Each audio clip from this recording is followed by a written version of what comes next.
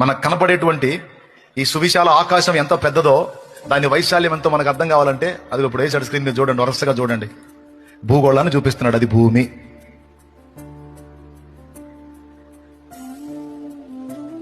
ఇక వస్తానే ఉంటది సౌర కుటుంబం,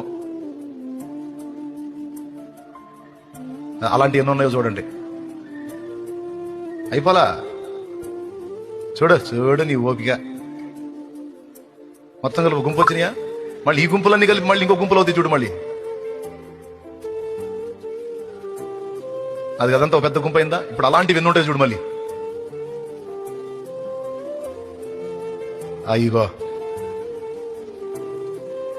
అయ్యో కుప్పలు తెప్పలు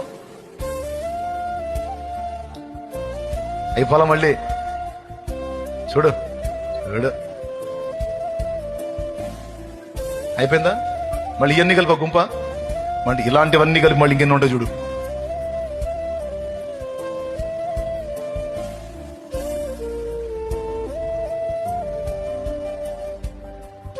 అద్దుగో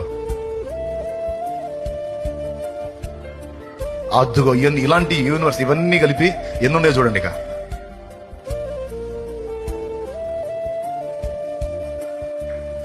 ఏమైనా అర్థమైందా మీకు?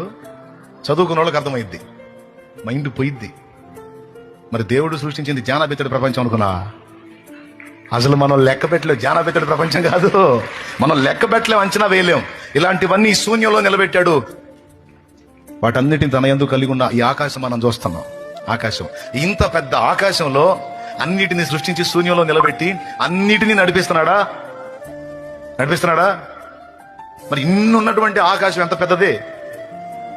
అలాంటి దాన్ని జాన్తో గొలిచాడంట.